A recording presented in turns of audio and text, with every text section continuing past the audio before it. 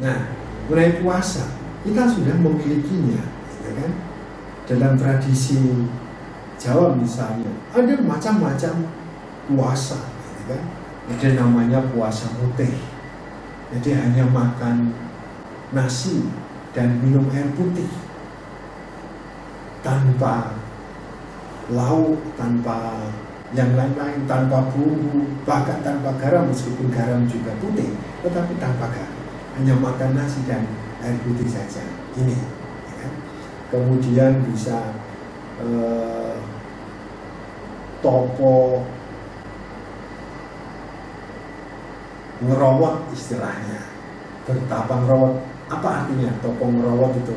Yaitu puasa hanya makan ya, buah-buahan yang merambat, misalnya seperti ubi, ketela, dan tidak makan yang lain-lain. Hanya makan itu saja, tidak makan nasi, tidak makan lauk, tidak makan daging, tidak makan ikan, makan buah-buahan yang merambat. Kayak itu. Ya. Ini pun adalah puasa. Ada namanya topo pati geni. Ini seperti orang Hindu lakukan itu, yaitu nyepi. Pati geni itu berarti apa? Hanya masuk dalam ruangan tertutup, tanpa cahaya, tanpa makan dan minum. Ini puasa yang sungguh sangat ekstrem. Nah, masih ada jenis-jenis bertapa yang lain lagi. Nah, ini maka disiplin hidup gereja pun kemudian diperkaya oleh tradisi setempat yang sudah ada.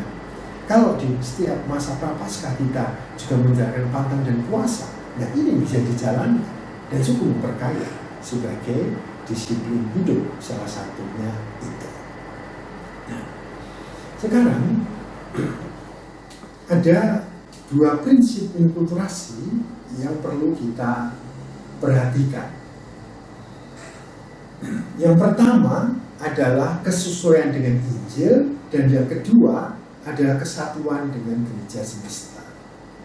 Nah, dua prinsip ini yang senantiasa harus kita pegang di dalam gerakan bermisi, dalam gerakan mewartakan Injil ketika berjumpa dengan masyarakat tertentu, berjumpa dengan tradisi budaya tertentu, yaitu kesesuaian dengan Injil dan kesatuan dengan gereja semesta. Bagaimana kemudian kita tidak sekedar begitu saja gitu ya, menerapkan menghidupi budaya setempat, karena ada budaya-budaya tertentu yang tidak sesuai dengan nilai-nilai Injil, nilai-nilai kerajaan Allah yang diwartakan. Misalnya dalam tradisi perkawinan, ada suku-suku tertentu, ada kelompok masyarakat tertentu yang membolehkan poligami atau poliandri, tetapi di dalam warta Injil itu tidak dibenarkan mengenai hal itu. Disinilah maka kita yang hidup mungkin di dalam tradisi atau dalam budaya yang membolehkan poligami atau poliandri, ketika berjumpa dengan Injil, ketika mendapatkan pewartaan Injil, maka perlu dimurnikan, disesuaikan dengan warta Injil itu, dibaharui, diarahkan supaya sesuai dengan warta Injil itu, dan juga dengan kesatuan dengan gereja semesta, sehingga kita pun tidak bisa sewenang-wenang begitu saja. Karena seperti pada awal saya katakan, kita itu menjalin satu jalinan persaudaraan iman, tidak menjadi kelompok yang seperti kelompok ghetto yang tertutup, eksklusif, tetapi yang terbuka, yang inklusif. Nah, kita lihat kemudian dasar teologis dari inkulturasi itu. Jadi inkulturasi memiliki dasar-dasar teologis. Mengapa inkulturasi kita jalankan?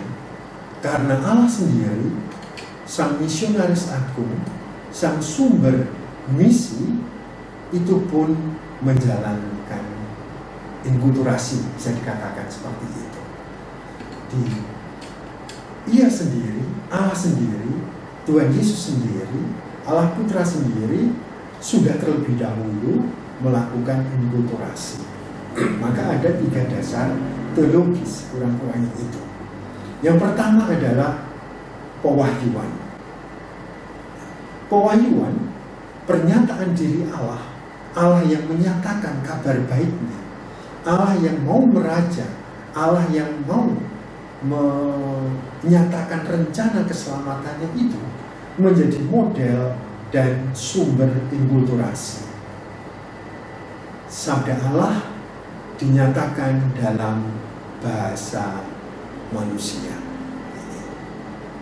Seperti kita ingat, kita baca di dalam surat kepada jemaat Ibrani bab 1 dikatakan, sesudah berabad-abad lamanya Allah berbicara melalui para nabinya, pada zaman ini, pada waktu ini, pada saat ini Allah berbicara melalui putranya. Ia turun sendiri, ia menyatakan diri sendiri itu. Sabda Allah dinyatakan dalam bahasa manusia. Maka Tuhan Yesus, Allah Putra, menjelma dalam budaya tertentu, dalam bahasa tertentu, dalam konteks tertentu, dalam tradisi tertentu. Maka pewahyuan ini menjadi dasar teologi yang pertama. Yang kedua, penciptaan. Co-kreator dengan menamai ciptaan. Allah menciptakan manusia. Allah menciptakan manusia artinya apa? Karena Allah mau menyatakan rencana kehendaknya, yaitu menyatakan kasihnya, menyatakan keselamatannya ini, dan mengangkat manusia itu menjadi rekan kerja Allah, menjadi mitra kerja Allah, menjadi co-kreator. Dengan cara apa? Manusia, sebagaimana kita lihat, kita baca, kita dengar dari kitab Kejadian, manusia diminta oleh Allah memberi nama pada ciptaan-ciptaan Allah yang sudah diciptakan sebelum manusia diciptakan. Manusia menamai, ini berarti apa?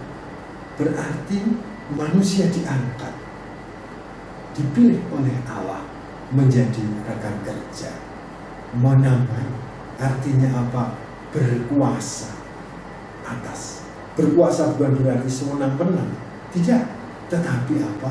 Bersama-sama dengan Allah mengelola alam ciptaan ini, entah itu binatang, entah itu tumbuhan, dan segala hal yang sudah diciptakan, yang sudah diciptakan ini. Tentu hal ini diterangi oleh teologi penebusan, bahwa itu semua untuk apa? Menuju keselamatan Allah. Yang ketiga adalah inkarnasi. Ini menjadi dasar teologis yang ketiga. Proses inkarnasi seperti tadi sudah saya sampaikan pada saat kita membahas dasar teologis pewahyuan itu. Allah Putra menjelma menjadi manusia. Nah, dalam inkarnasi ini dikenal proses 3 matra itu. Ini proses 3 matra inkulturasi.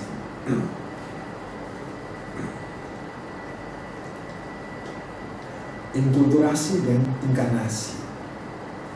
Dalam inkulturasi kita melihat, kita mengenal aktualisasi pengalaman Kristen dan terjemahannya dalam unsur-unsur budaya.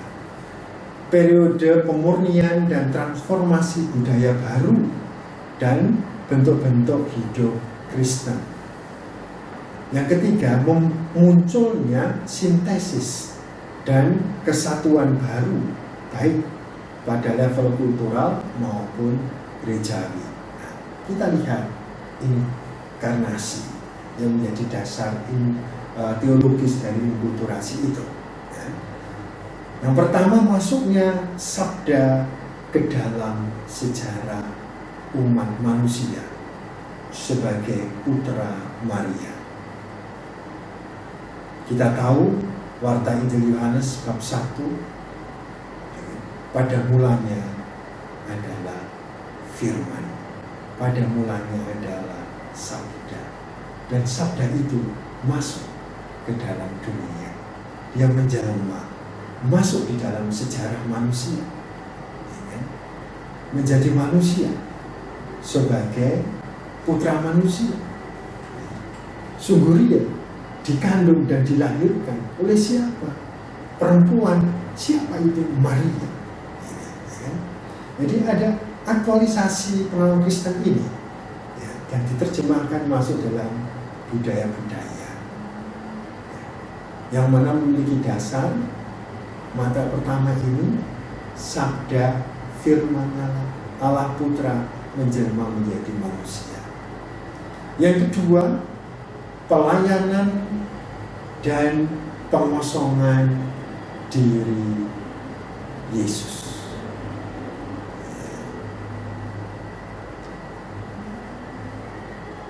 Yesus dalam mewartakan karya keselamatannya itu, Allah Putra yang menjelma ini, dia mengosongkan diri. Untuk apa? Menebus umat manusia. Untuk apa? Menyelamatkan umat manusia. Maka seperti disampaikan oleh Rasul Santo Paulus dalam suratnya kepada jemaat di Filipi bab 2 ayat 5 atau 6 sampai 11 disampaikan.